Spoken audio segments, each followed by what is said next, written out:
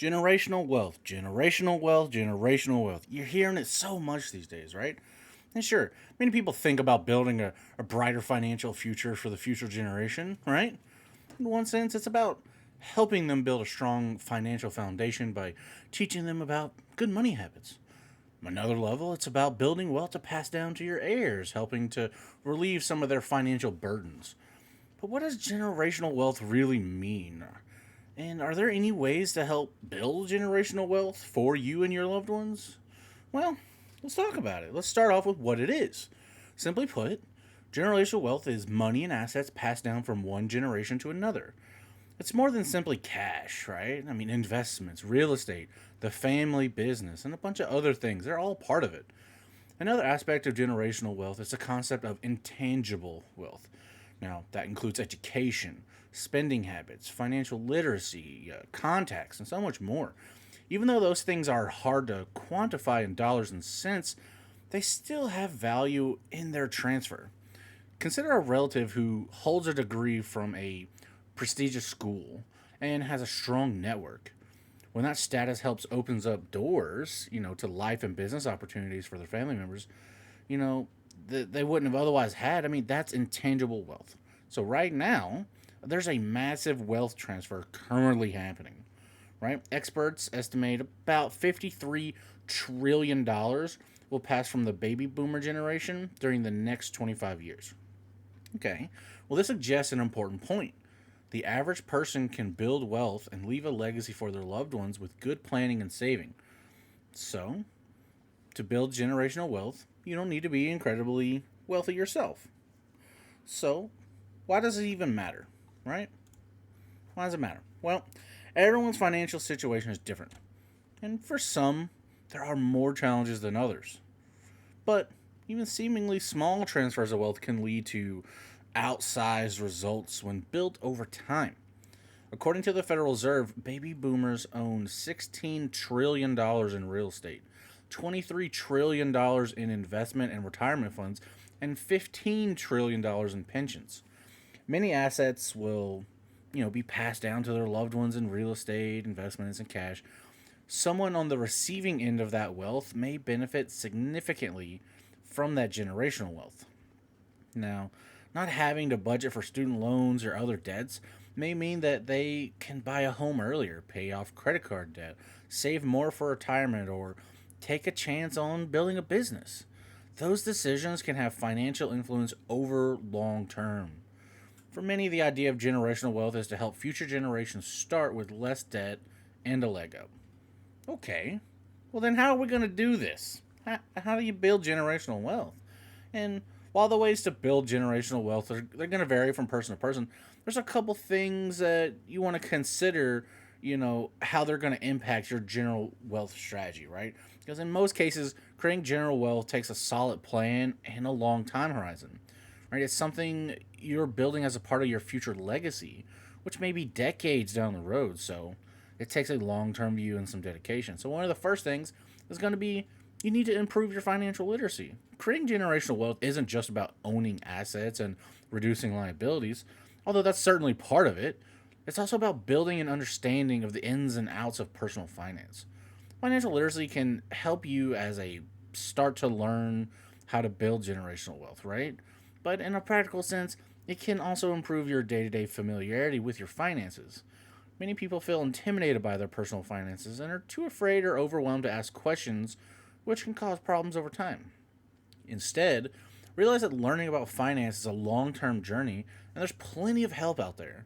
Starting with the basics, learning how to budget, the importance of good credit, can help you build a solid financial foundation. Okay, well, we're going to move on to building an investment portfolio. Because one thing about building wealth over time, many people look at the stock market. That's fine. Having a diversified portfolio balanced for your risk level early means you can have decades for it to grow, withstand market fluctuations, take advantage of compound interest. I mean, a lot of people turn to their 401ks to start since some employers, offer them as part of a benefits package.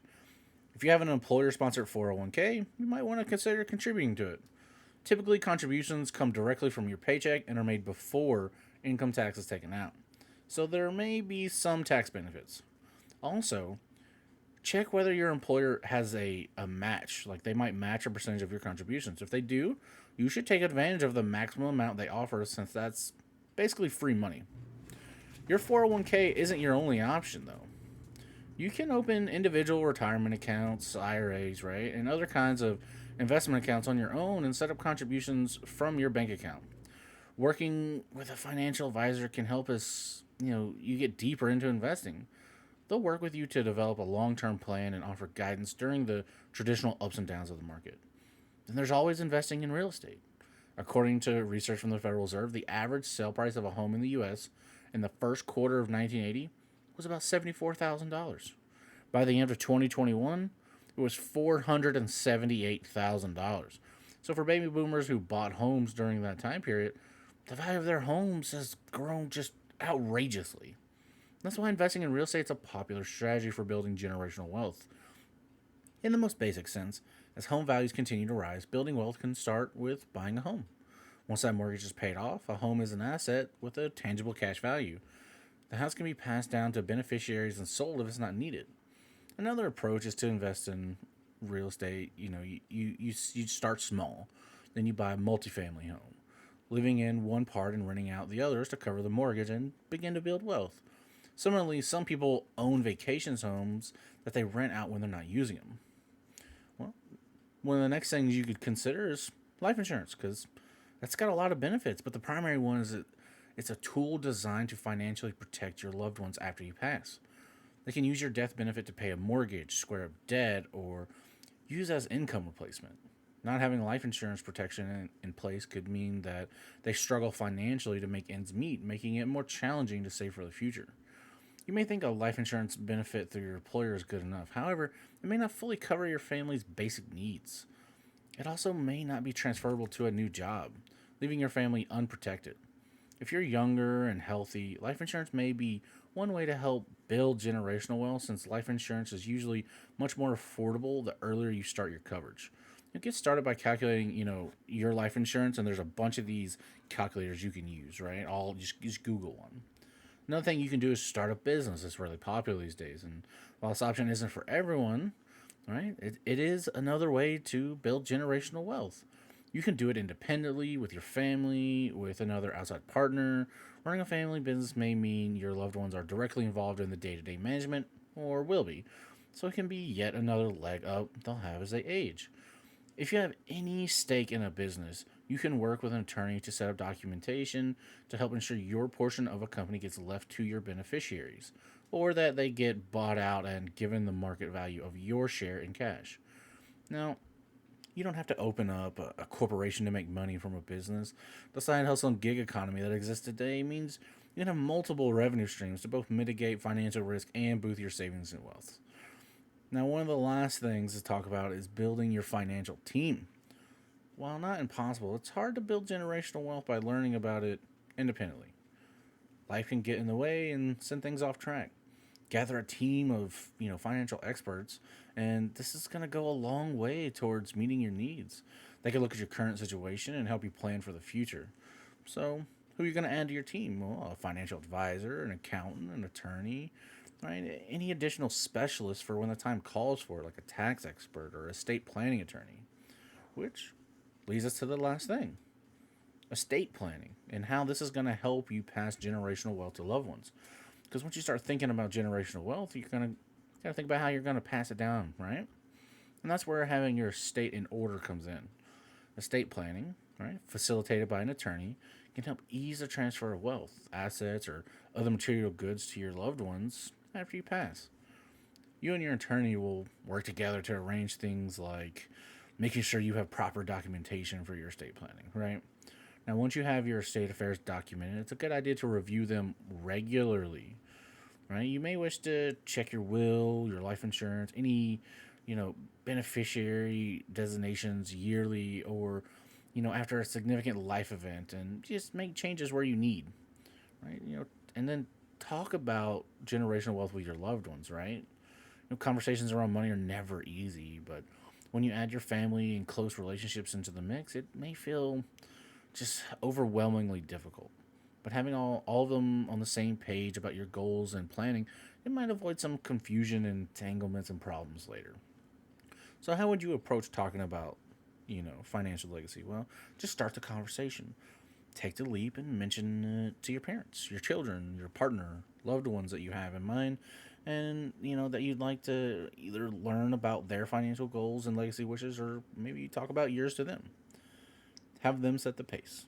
Go from a place of empathy, caring, talk about the future and what it may present, realities that are hard for people to face. Let them know you want to make sure they're comfortable going over all this hard but necessary information. Keep the door open.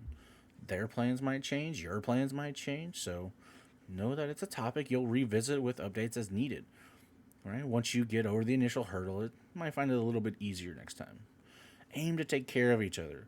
If you approach your loved one, your significant other, and learn they don't have any plans in place, consider talking with them about finding a financial advisor, estate planning attorney that they can pair with to get started. For your own children and beneficiaries, think about what you can do to improve their financial literacy, instill good habits in them, right? So, whatever you need to put in place for you, right? And again, each person is different, right? Research what's going to be best for you, which avenue would be best for you, and hopefully this will get you going down the right avenue, get you guys thinking about what you need to do. I hope you guys enjoyed this video. If you did, smash that like button. If you're not subscribed to the channel, I'd appreciate if you did. But till I see you guys in the next one, y'all be safe.